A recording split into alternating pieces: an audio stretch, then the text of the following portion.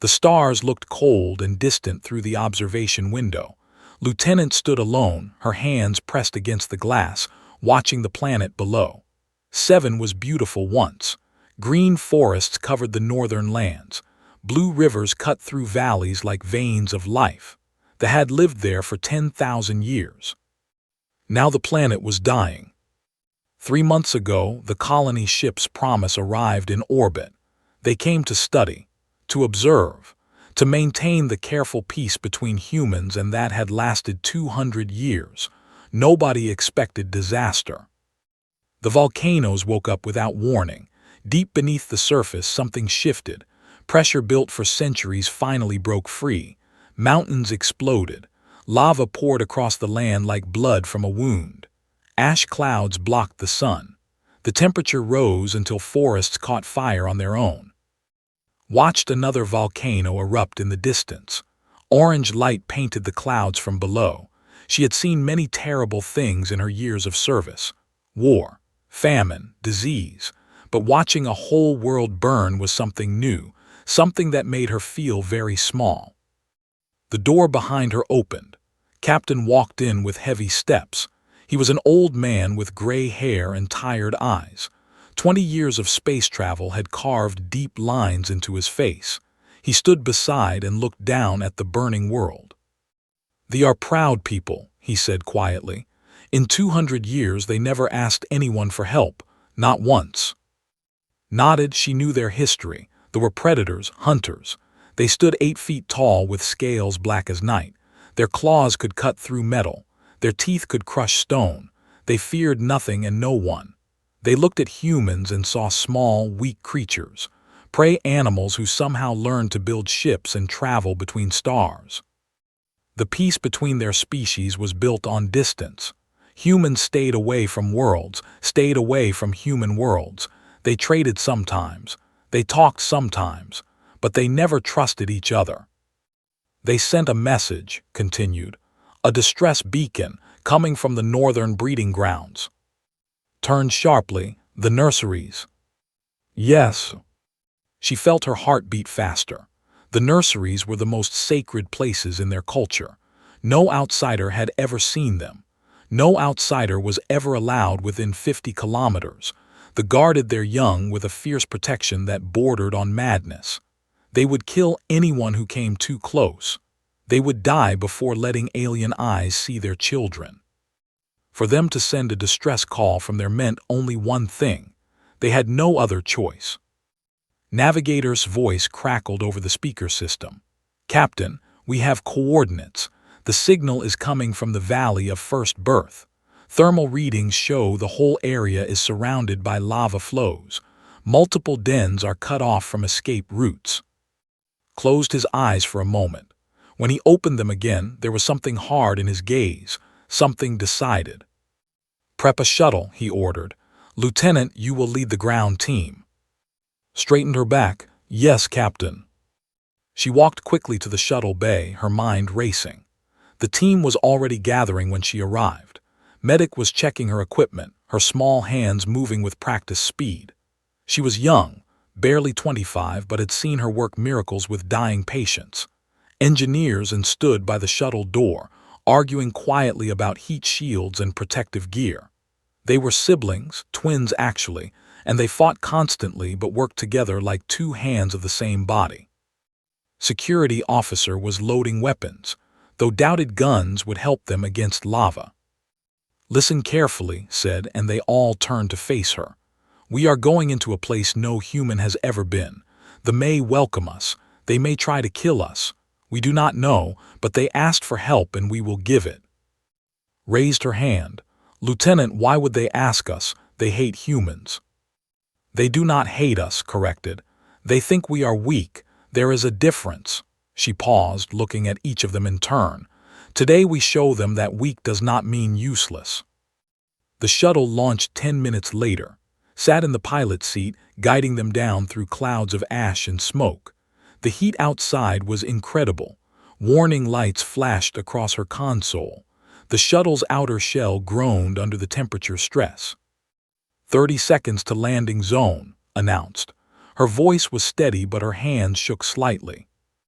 Through the smoke, caught her first glimpse of the nursery valley. Once it must have been beautiful. Green slopes leading down to caves carved into ancient rock. A river running through the center, bringing cool water to the dens where cubs were born and raised. Now the river was gone, replaced by flowing lava. The slopes were black with ash, and the caves were surrounded by fire on all sides. But they were still fighting. Could see them through the smoke, massive shapes moving across the burning landscape. Adults carried eggs in their arms, cubs on their backs. They moved toward higher ground, toward safety, leaving behind everything they had built over thousands of years. There pointed, that den on the eastern ridge, it is completely cut off. Looked, a single cave mouth, separated from all escape routes by a wide river of molten rock. Through her scanner she could detect heat signatures inside. One large adult, 5 small ones. Cubs. A mother and her children, trapped with no way out. The lava river is 40 meters wide, reported, his voice grim. No can jump that far, and they are too heavy for any bridge we could build in time. Stared at the trapped den. Inside, a mother was watching her world end. Inside, 5 small lives were waiting to burn. The thought humans were weak, too small, too soft. No claws, no fangs, no scales to protect them. In many ways they were right. But they had forgotten something important. Humans were small, yes, light, and sometimes being light was exactly what you needed. Land the shuttle on the northern ridge, ordered. Her voice was calm. Her hands were steady. Her mind was already making calculations she did not want to share with her team. Not yet. "What is the plan, Lieutenant?" asked. Did not answer immediately. She watched the fire. She watched the trapped den. She thought about her mother back on Earth, about the stories she used to tell. Stories of Korean women who carried their children through wars, through famines, through disasters that should have killed them all. Those women were not strong. They were not fast. They had no weapons, no power, no protection. But they had something else, something that could not be measured or weighed. They had the refusal to let their children die. "The plan," said finally, "is very simple. I am going to walk into that fire and bring those cubs out." The shuttle fell silent. Nobody spoke. Nobody argued. They knew she meant every word. The shuttle landed hard on the northern ridge. Ash covered everything like gray snow. The air outside was poison, filled with smoke and gases that would kill an unprotected human in minutes. Heat waves rose from the ground, making the distant flames dance and shimmer like living things. Stepped out first. Even through her protective suit, she could feel the temperature pressing against her skin. It was like standing next to an open oven. Her body started sweating immediately, trying to cool itself down. That was good. That was what she needed. Humans were strange creatures. They had no armor, no natural weapons, no special abilities that other species could see. But they had one thing that no other known species possessed. They could sweat. Their bodies could cool themselves through evaporation, allowing them to survive heat that would kill larger, stronger creatures. Long ago, on the plains of Africa, human ancestors used this ability to hunt. They would chase animals for hours under the burning sun. The animals were faster, but they could not cool down. Eventually, they would collapse from heat exhaustion. The humans would catch up and finish them. Persistence hunting, the scientists called it. The ability to outlast anything through pure stubbornness. Today would use that same stubbornness. Not to hunt, to save. "Lieutenant, please reconsider," said. He stood beside her, his weapon useless in his hands. "The heat readings are extreme. Your suit will fail within 15 minutes at most." "I know. The jump pack is not designed for this temperature. It might malfunction." "I know. If you fall into the lava, we cannot save you." Turned to face him. Through her helmet visor she could see the fear in his eyes, not fear for himself, fear for her. She said gently, "I know all of this, But inside that cave there are 5 children who will die if I do nothing. Their mother cannot save them. She is too heavy to cross. We are too slow to build a bridge. The only option is for someone small and light to go. Then let me go instead." She shook her head. "You weigh 90 kilograms, I weigh 62. The jump pack can carry me and 5 cubs, it cannot carry you and 5 cubs." She put her hand on his shoulder. "This is not bravery, this is mathematics." She turned away before he could argue more, and were preparing the jump pack, checking every connection twice. Stood ready with medical supplies, her face pale but determined. "The pack is ready," announced. "But the fuel is limited. You will have enough for 1 jump across, maybe 2 if you are very lucky. After that you must find another way back." "Understood." Handed her a small device. "Emergency beacon. If you press this button, we will know where you are. We will find a way to reach you." Took the beacon and attached it to her belt. She removed her outer protective layer, stripping down to the lighter heat-resistant. It offered less protection, but she needed to be as light as possible. The team watched her in silence. There was nothing more to say. They all knew the risks. They all knew she might not come back. Walked to the edge of the ridge and looked down at the lava river. 40 meters of molten rock, orange and red and yellow flowing like thick soup. The heat from it hit her face like a physical blow. On the other side the cave mouth waited, dark, silent, full of life that was running out of time. She took a deep breath. The air tasted like sulfur and ash. Then she jumped. The pack fired, lifting her into the air. For a moment she felt weightless. The world below became a blur of fire and smoke. Wind rushed past her helmet. Warning lights flashed inside her visor, telling her the temperature was too high, the conditions were dangerous, she should turn back immediately. She ignored them all. The landing was rough. Her feet hit the ground hard and she rolled forward to absorb the impact. Pain shot through her shoulder, but nothing was broken. She stood up quickly, looking around. The cave mouth was 10 meters away. Between her and the entrance, the ground was cracked and smoking. Small fires burned in patches of dried grass. The air here was even hotter than on the ridge. Her suit was already starting to fail. She could feel hot spots forming on her arms, her legs, her back. 10 minutes, maybe less. She ran toward the cave. Inside, the temperature dropped slightly. The rock walls provided some protection from the direct heat, but the air was still thick and heavy, hard to breathe even through her mask. And then she saw them. The mother stood at the back of the cave, her massive body blocking the entrance to a smaller chamber. She was huge, at least 8 feet tall, with scales that had once been beautiful obsidian black. Now those scales were cracked and gray from the heat. Burns covered her flanks and legs. One of her arms hung at a strange angle, injured from falling rocks. But her eyes were still bright, still fierce, still full of the predator spirit that made her species the most feared hunters in the galaxy. When she saw, she growled. The sound was deep and terrible, shaking the cave walls. She bared her teeth, each one as long as finger, sharp enough to cut through bone. "Stay back, prey creature," the mother snarled in broken human language. "You will not touch my young." Behind her could see the cubs. 5 small shapes huddled together, their scales still soft and gray, their eyes wide with terror. They were crying, making small sounds that cut through's heart.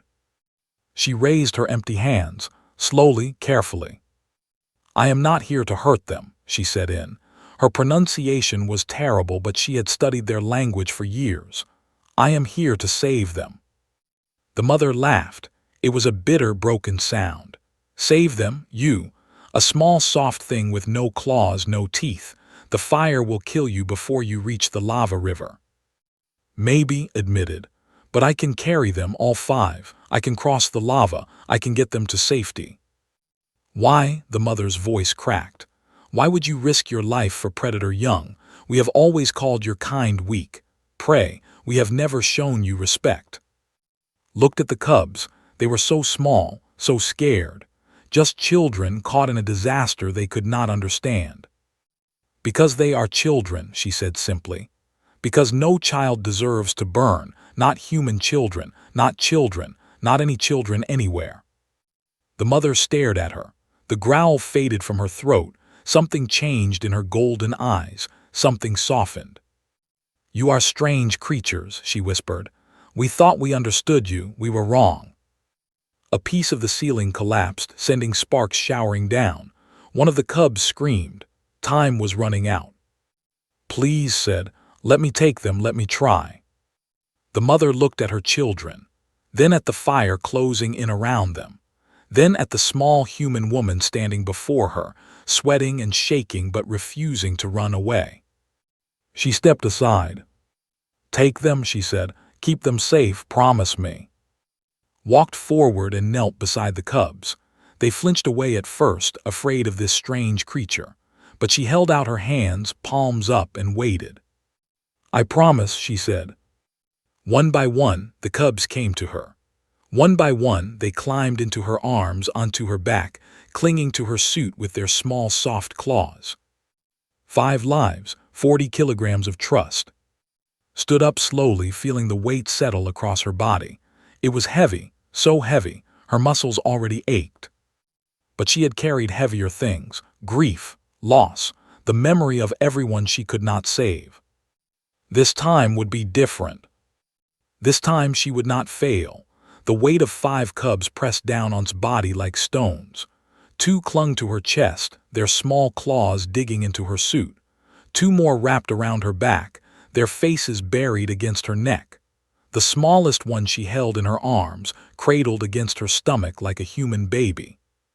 40 kilograms.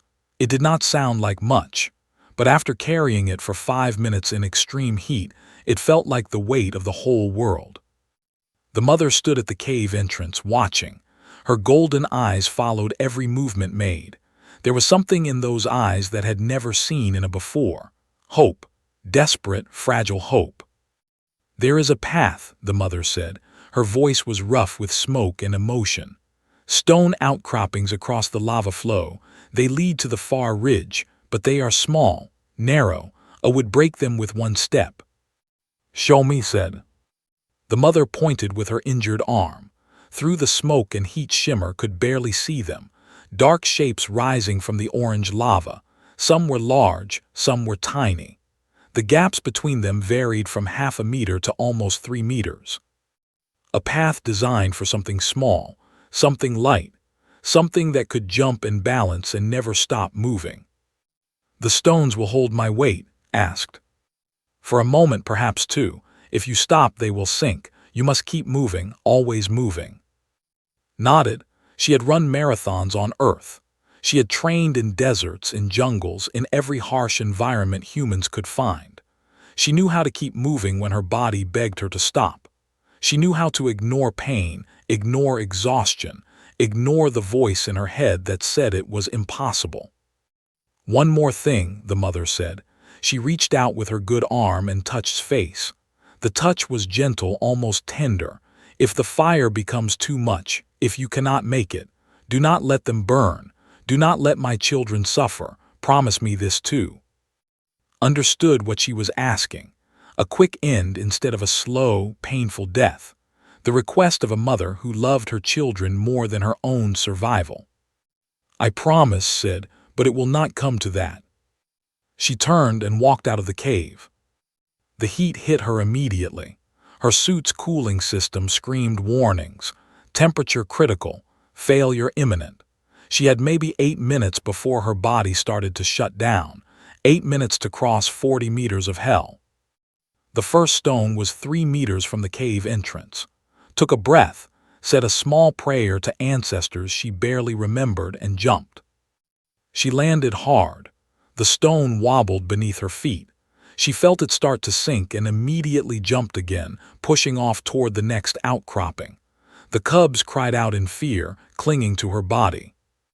"Hold on," she gasped. "Do not let go. Whatever happens, do not let go." Jump, land, jump again. The pattern became everything. She did not think about the lava below. She did not think about the pain spreading through her legs, her arms, her back. She did not think about the burns forming on her exposed skin where the suit had failed. She only thought about the next stone, the next jump, the next moment of survival. Her foot slipped on the fourth stone. For one terrible second she felt herself falling. The cubs screamed. The heat rushed up toward her face. Then her hand caught the edge of the rock, and she pulled herself up. Her palm burned where it touched the superheated surface, but she did not let go. She found her footing and kept moving. "Almost there," she told the cubs. Her voice was a broken whisper. "Almost safe." But she was lying. She was only halfway across, and her body was starting to fail. Her vision blurred. Her lungs burned with every breath. The rebreather was filtering out the worst of the smoke, but the heat was cooking her from the inside. Human bodies were designed to survive high temperatures, but not this. Not standing on stones surrounded by molten rock. Not carrying 40 kilograms of extra weight. She thought about giving up, just for a moment, just letting herself fall and ending the pain. Then one of the cubs on her back made a small sound, a whimper, not of fear, but of trust. The sound a child makes when they believe everything will be okay because an adult is there to protect them. That sound saved her life. She jumped to the next stone, and the next, and the next. Her mind went somewhere else, somewhere far from the fire and pain. She remembered her grandmother's stories about the old days, about women who walked across mountains with children on their backs, about mothers who starved so their bobbies could eat, about the endless chain of survival that connected her to every woman who had ever lived and refused to let her children die. Those women had no special powers, no superhuman strength. They had only love, only stubbornness, only the absolute refusal to accept defeat. Was not alone on those stones. The spirits of every mother who had ever lived walked beside her. Their hands steadied her when she stumbled. Their voices whispered encouragement when she wanted to stop. "Keep going, keep moving. Your children are waiting." They were not her children. She had never met them before today. But in that moment, carrying them through fire, they became hers. Every child was every mother's child. Every life was worth every sacrifice. The last stone was 1 meter from the ridge, 1 meter from safety. But the jump was impossible, 3 meters across with nothing to push off from. Her legs had no strength left. The jump pack was empty. She stood there, swaying, trying to find a solution that did not exist. Then she saw. He had crossed on a cable line. She did not know when or how, but he was there, standing on the ridge with his arms outstretched. "Jump," he shouted, "I will catch you." 3 meters, with 5 cubs, with a failing body, with nothing left to give. But was there, her team was there. She was not alone. Gathered everything she had, every last drop of strength, every memory of everyone who had ever believed in her. She held the cubs and whispered one last promise. "I will not let you fall." Then she jumped. For a moment she flew. The world became silent. The fire disappeared. There was only air and hope and the distance closing between her and safety. His hands caught her arms. His grip was iron. He pulled her forward onto the ridge, onto solid ground away from the lava. She collapsed. The cubs tumbled around her, crying and shaking, but alive. All 5 of them, alive. Was there instantly, spraying burn treatment on wounds, checking the cubs for injuries, and wrapped cooling blankets around everyone. Voices shouted orders and updates, but could not understand the words anymore. She looked back at the lava river. On the other side, the cave was collapsing. Rocks fell. Fire consumed everything. But at the very edge, she could see the mother, still standing, still watching. They locked eyes across the flames. 2 mothers, 2 species, 2 worlds apart. The raised her good arm in a gesture did not recognize, but she understood its meaning. "Thank you." Tried to raise her own arm in response, but her body would not obey, so she simply nodded. Then the smoke swallowed the mother's figure and finally allowed herself to close her eyes. She had kept her promise. The children were safe. The medical bay of this promise was cold and quiet. Machines beeped softly, measuring heartbeats and blood pressure and 100 other things that did not care about. She drifted in and out of consciousness, her body fighting to repair the damage she had done to it. Burns covered 30% of her skin. Her lungs were from the heat and smoke. Her muscles had torn in places, pushed far beyond their limits. The doctors said she was lucky to be alive. They said most people would have died halfway across the lava river. Did not feel lucky. She felt empty, hollow, like the fire had burned away something inside her that she would never get back. 3 weeks passed. Slowly, her body healed. The burns faded to pink scars that would never fully disappear. Her lungs cleared enough for her to breathe without pain. She started walking again, first with help, then on her own. But she did not leave the medical bay. She was not ready to face the world outside. News had spread. Someone had recorded her crossing the lava river. The footage went everywhere, across every communication network in known space.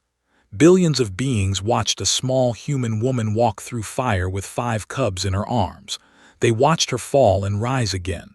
They watched her jump the impossible gap. They watched her collapse on the ridge, surrounded by children who would not let go of her. The footage changed things. For 200 years, humans had been considered weak, prey animals who got lucky. Their intelligence was respected, their technology admired, but nobody truly believed they were equals to the great predator species of the galaxy. Nobody thought they had the spirit, the courage, the heart that defined true hunters. Now everyone was watching that footage again and again. Messages arrived from every corner of space. Leaders sent formal thanks and requests for meetings. Species that had ignored humanity for centuries suddenly wanted to talk. The human government received more diplomatic requests in 3 weeks than they had in the previous 10 years. But did not care about diplomacy. She did not care about politics or history or the future of human-alien relations. She only cared about 5 small cubs who had clung to her through fire and trusted her to keep them safe. "They are asking about you," said one day, sitting beside her bed. "The cubs, they keep asking where the soft creature is, the one who carried them." Turned her head. "Are they healthy?" "Perfectly healthy. A bit traumatized, but young are tough. They adapt quickly."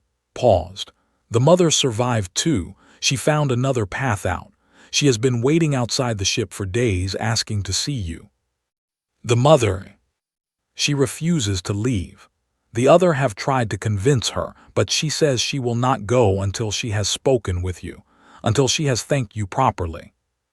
Closed her eyes. She remembered the mother's face through the smoke.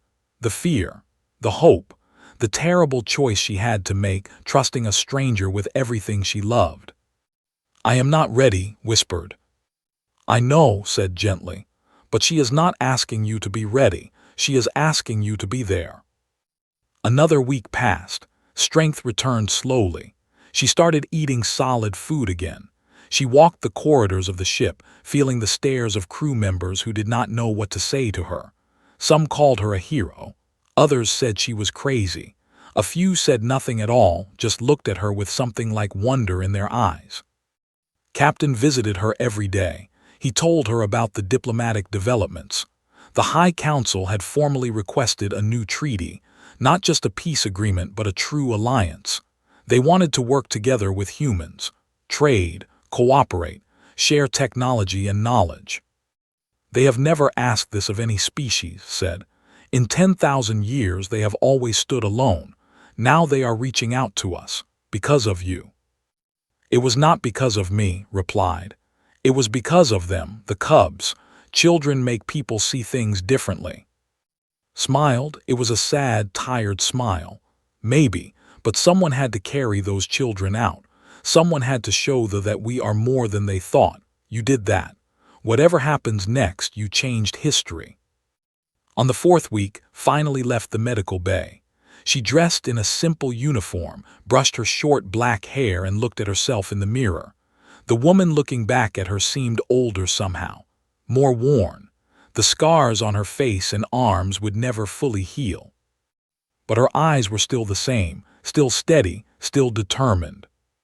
She walked to the shuttle bay, where the delegation was waiting.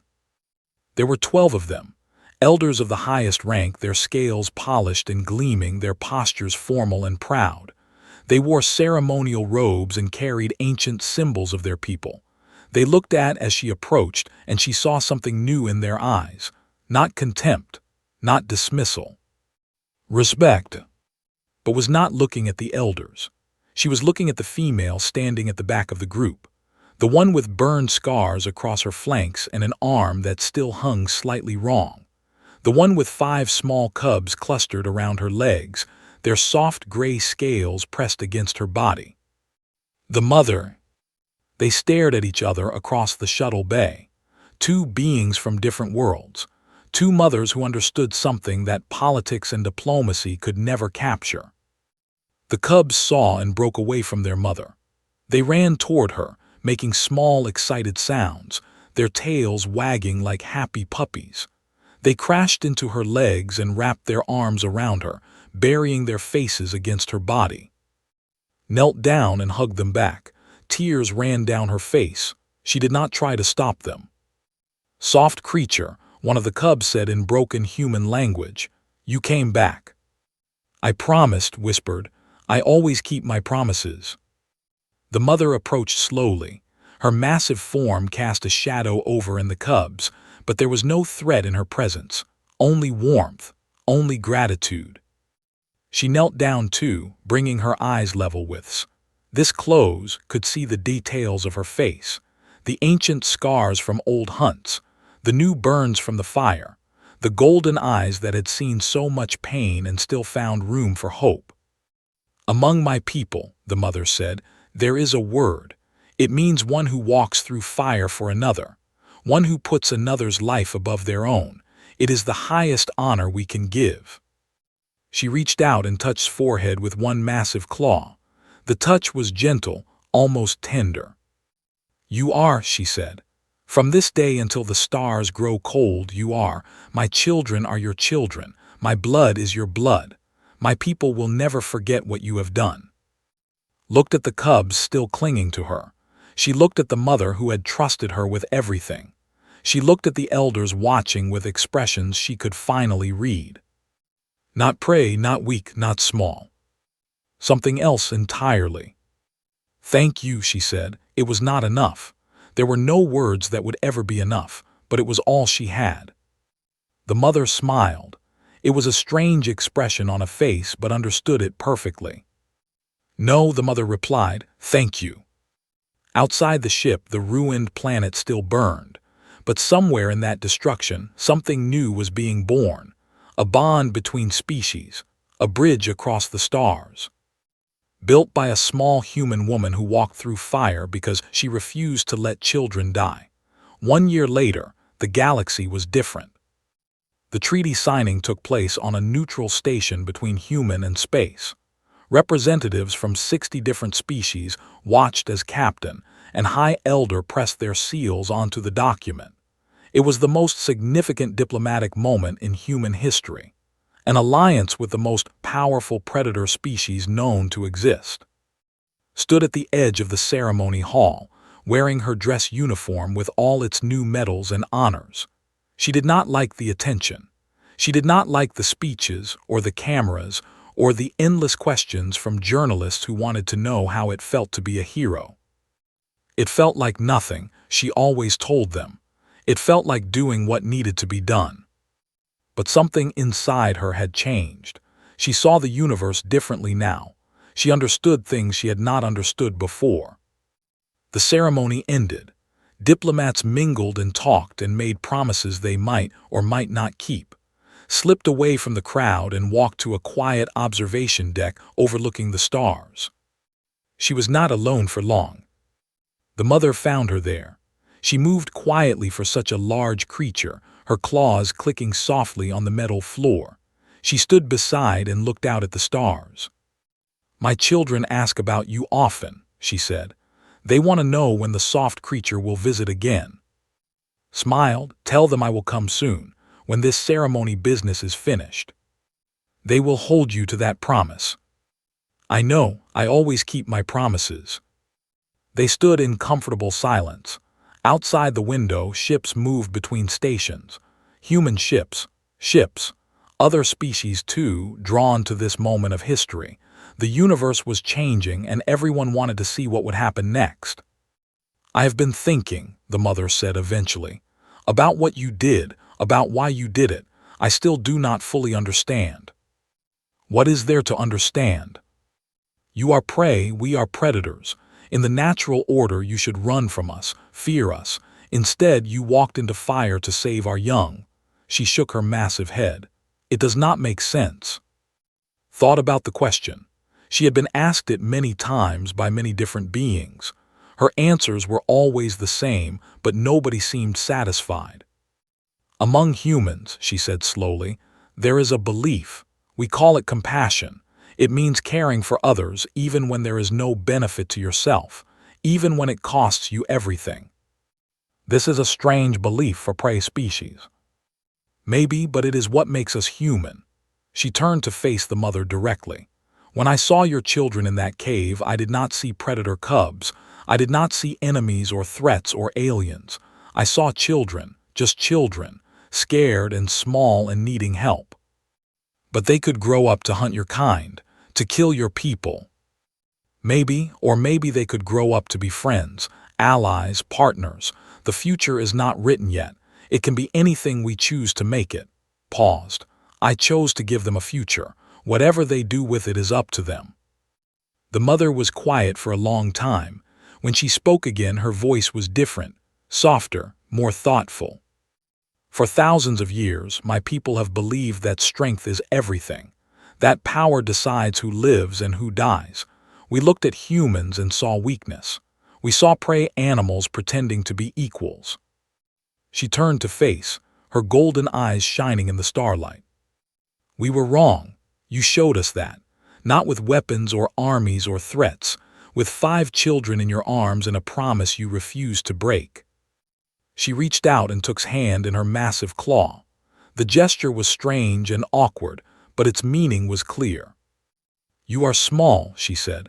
You are soft.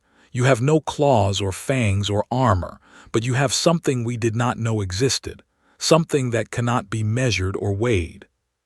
What is that? The heart of a predator. The words hung in the air between them, felt tears forming in her eyes again. She had cried more in the past year than in her entire life before, but these were different tears, good tears. The treaty they signed today, the mother continued, calls us allies, partners, but the old word for humans, the one my people have used for centuries, still says prey. It still says weak. Words take time to change. Yes, but we are not waiting. The mother smiled her strange smile. The High Council has approved a new word for humans. It took months of debate. Many elders disagreed, but in the end the footage convinced them. The footage of you walking through fire, carrying 5 children who were not your own, keeping a promise even when it should have killed you. She squeezed his hand gently. That footage changed everything. What is the new word? The mother spoke in. The sounds were complex, layered with meaning that did not translate well into human language, but had spent the past year studying, learning, trying to understand. The word meant something like, those who carry fire in their hearts, those who burn for others, those who are small in body but endless in spirit. It was the highest compliment I could give. Looked out at the stars. Somewhere out there, 7 was being rebuilt. The volcanoes had quieted. Life was returning to the surface. And in the new nurseries, cubs were being born who would grow up hearing stories about the small human woman who walked through fire. She did not know what the future would bring, peace or war, alliance or betrayal. The universe was vast and uncertain, and no one could predict what lay ahead. But she knew one thing for certain. When she saw children in danger, she would always walk into the fire. Not because she was strong, not because she was brave, not because she wanted glory or honor or respect. Because that was what humans did. They looked at the impossible and said, maybe. They looked at the darkness and carried their own light. They looked at children who were not their own and loved them anyway. That was the human way. That was why they had survived so long against all odds. That was why predators and prey alike were starting to see them differently. Not weak, not strong, something else entirely. Something new. The mother released hand and stepped back. Come, she said. My children are waiting. They want to show you the new den. They saved you a place. Wiped her eyes and smiled. Then we should not keep them waiting. Together, the human and the walked back into the crowd. Around them, the universe turned. Stars burned and died and were born again.